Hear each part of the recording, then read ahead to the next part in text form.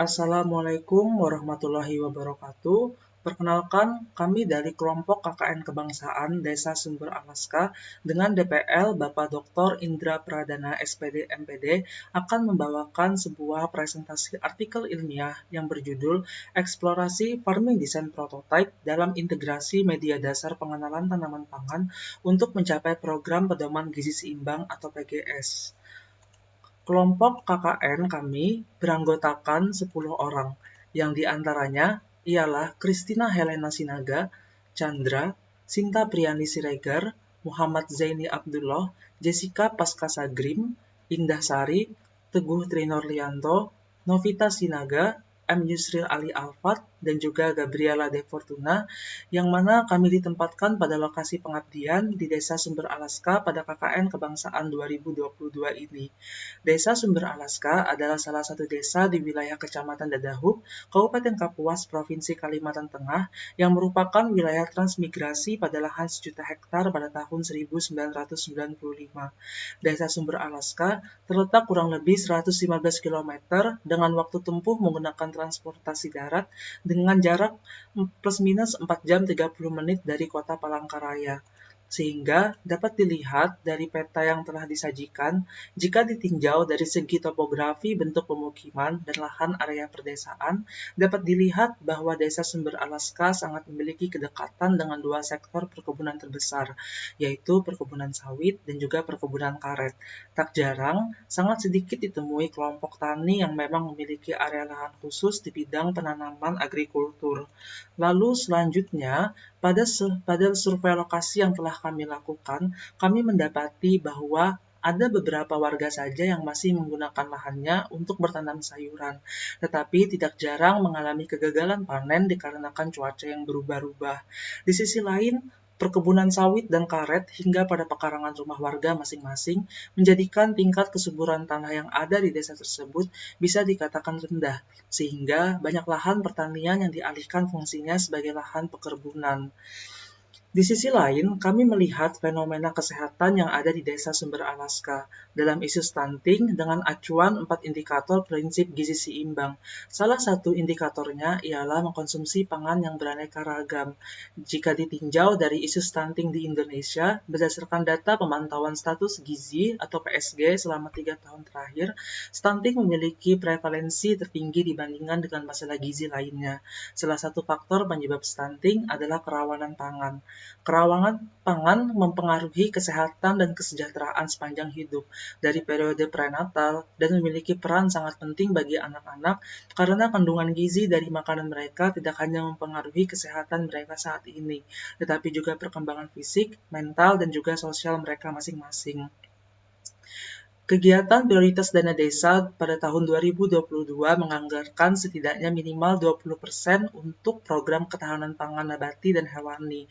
Desa Sumber Alaska juga turut mengadakan program serupa dalam hal mendukung kegiatan ketahanan pangan dan hewani dengan membagikan bibit tanaman beserta bantuan pupuk, dan juga ayam petelur beserta vitamin dan juga pakan ternak masing-masing kepada seluruh kepala keluarga yang terdapat di desa tersebut.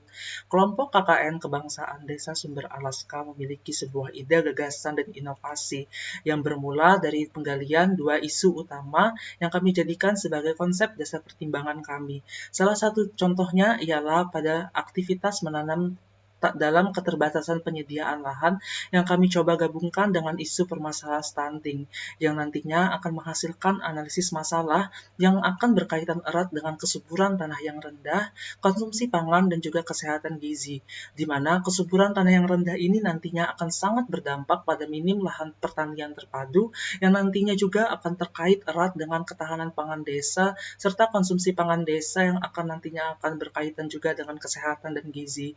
Sehingga kelompok KKN Kebangsaan Desa Sumber Alaska membuat sebuah konsep strategi di mana minimnya lahan pertanian terpadu yang ada di desa tersebut, kami membuat sebuah konseptual penanaman terpadu sehingga ketahanan pangan desa memiliki konsep dengan sistem keberlanjutan sehingga dapat tercapainya konsep mandiri pangan dan juga program gizi seimbang atau PGS. Sehingga juga di sini kami menghasilkan solusi alternatif berupa pembuatan inovasi sebuah instalasi farming desain prototipe, olah hasil dari konsep strategi untuk menjawab konsep keberlanjutan mandiri pangan, dan juga program gizi seimbang atau PGS pada integrasi skema tanaman pangan yang kami buat.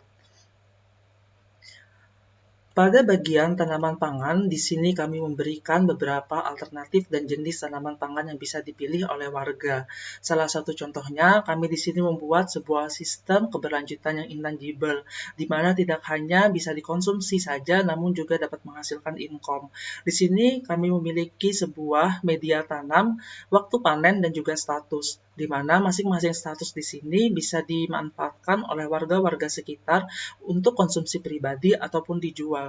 Pada metode penanaman aquaponik juga turut serta diberikan opsi pilihan alternatif dari ikan lele ataupun ikan nila sebagai sumber protein dari hewani itu tersendiri.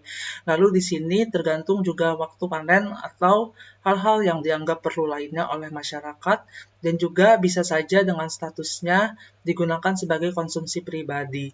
Lalu selanjutnya, salah satu fungsi dari penciptaan model prototype farming design ini ialah untuk membentuk stabilitas ketahanan pangan dan konsep rumah mandiri pangan di wilayah dengan tingkat kesuburan tanah yang rendah, yang dipadu-padankan dengan integrasi dari skema tanaman pangan yang memiliki kandungan vitamin, mineral, dan serat, dan sumber protein yang didapatkan dari kolam ikan yang saling terpadu pada media tersebut.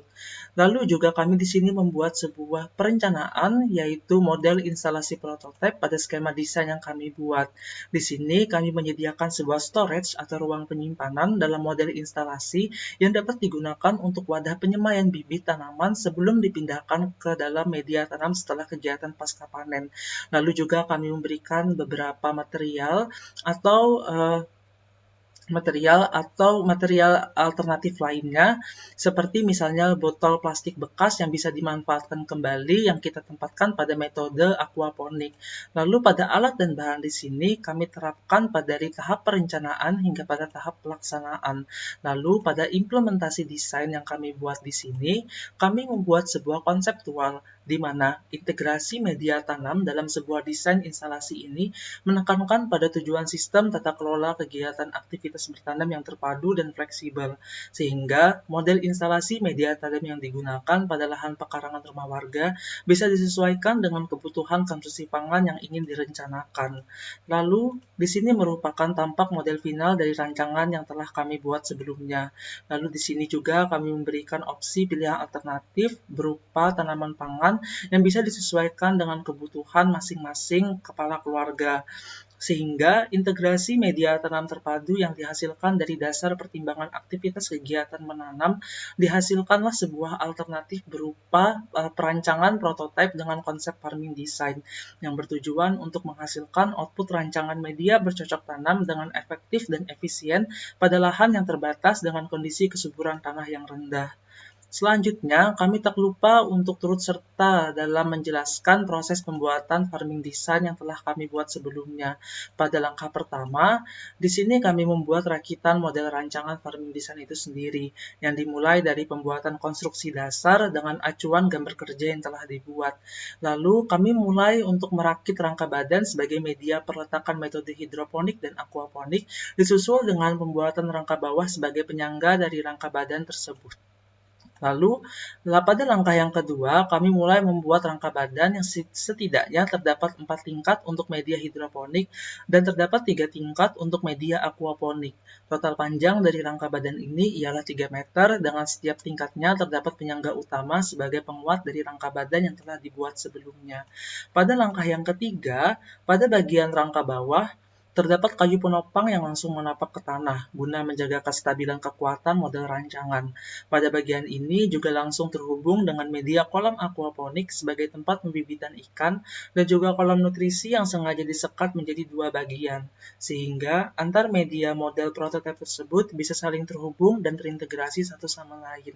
Pada langkah yang keempat, kami mencoba untuk membuat dan mengkonstruksikan bagian rangka atas yang diberikan penutup untuk media instalasi hidroponik yang telah dibuat sebelumnya. Hal ini bertujuan sebagai salah satu tanggapan kondisi cuaca yang ada. Oleh karena itu, sebenarnya ada banyak sekali metode alternatif yang dapat digunakan sebagai material utama naungan dari instalasi prototipe farming design tersebut. Misalnya saja berupa terpal, atap anyaman kelapa, sirap, dan lain sebagainya sesuai dengan kebutuhannya masing-masing. Pada proses pembibitan, juga di sini kami memaparkan secara umum. Yang pertama ialah tentu kami dapat mempersiapkan alat dan bahan yang akan digunakan. Yang kemudian setelah bibit yang kami beli, kami dan juga dapatkan, kami lalu rendam bibit tersebut selama 6 jam, dan setelah ditaruh di kain flanel, kami tutup lagi selama 1 malam. Lalu yang kedua ialah kami mencoba juga untuk memulai memotong dadu rockwool yang telah kami beli sebelumnya, lalu kami letakkan pada bagian nampan, dan juga kami beri air bersih. Setelah itu, rockwool yang sudah dipotong diberi lubang dan dibibit sayur diletakkan di atas lubang rockwool. Yang ketiga, hasil dari semaian bibit yang telah kami lakukan, kemudian kami simpan ke tempat yang gelap selama 1 malam. Setelah itu dikeluarkan ke tempat yang terdapat sinar matahari. Lalu pada langkah yang terakhir, setelah 7 hari, dilakukanlah pemindahan bibit dari hasil semai yang telah kami lakukan sebelumnya ke media farming design yang telah disediakan. Pada proses pemindahan, kami di sini menitik beratkan pada 2 intens. Yang pertama ialah pada pemindahan bibit yang dilakukan setelah 7 hari masa semai bibit, yang nantinya kami juga menitik beratkan pada media dasar dari apa-apa saja yang kami perlukan sebagai media yang kami gunakan, seperti rockwool, dan juga untuk pengganti netpot itu sendiri yaitu aqua gelas yang dipotong dan diberi flanel untuk menyerap air dan nutrisi yang diberikan. Lalu untuk nutrisi pada kolam hidroponik di sini kami memberikan nutrisi AB mix dan juga B mix sebanyak 600 sampai 1000 ppm yang diukur menggunakan TDS dan diberikan setiap air hidroponik ketika hampir habis. Lalu ini merupakan view tampak model rancangan ketika sudah didirikan. Yang gambar sebelah kiri merupakan model instalasi prototipe sebelum dilakukan proses pemindahan bibit tanaman pangan. Lalu pada gambar yang sebelah kiri atau after itu merupakan view tampak model rancangan ketika proses instalasi farming design ini ketika memasuki masa panen. Lalu kami tak lupa juga untuk membuat sebuah skema keberlanjutan di dalam konsep instalasi farming design ini. Kami juga menggaungkan sebuah tagline yang berjudul One House Inspired to Other House, di mana satu rumah menginspirasi rumah yang lain. Instalasi prototipe model media tanam yang dirancang akan dikembangkan oleh masyarakat sekitar seiring dengan berkembangnya waktu, sehingga konsep dan strategi ketahanan pangan dapat terpenuhi satu sama lain. Di sini kami juga mengharapkan sebuah persebaran pengembangan rencana yang meliputi timeline waktu dari tahun 2022 sampai tahun 2028. Pada tahun 2022 mungkin ada beberapa warga yang bisa mencontoh dari prototipe farming design ini. Kemudian pada tahun 2025 masing-masing warga telah memiliki kesadaran akan konsep strategi ketahanan pangan untuk memenuhi kebutuhan pangan yang masa yang akan datang. Sehingga juga pada tahun 2028 konsep kemandirian pangan desa dapat terpenuhi antar rumah satu ke rumah yang lain, sehingga kita berlabuh pada sebuah kalimat, yaitu kita dan kemandirian pangan, menuju ketahanan pangan yang berkelanjutan, hingga akhirnya kita juga berakhir pada sebuah kesimpulan gagasan yang berbunyi bahwa model perancangan eksplorasi farming design prototype ini memuat sebuah kesimpulan dari kegiatan yang telah dilaksanakan. Penggalian isu-isu yang diperoleh menjadikan farming design prototype ini layak untuk dikembangkan di masyarakat desa tersebut. Farming design prototype ini pada dasarnya ialah suatu konsep desain model kegiatan pertanian yang modern, sehingga konsep rencana skema tanaman pangan yang direncanakan dapat mendukung keberlanjutan ketahanan pangan dan program gizi seimbang. Sekian presentasi yang kami paparkan. Apabila ada salah kata mohon dimaafkan.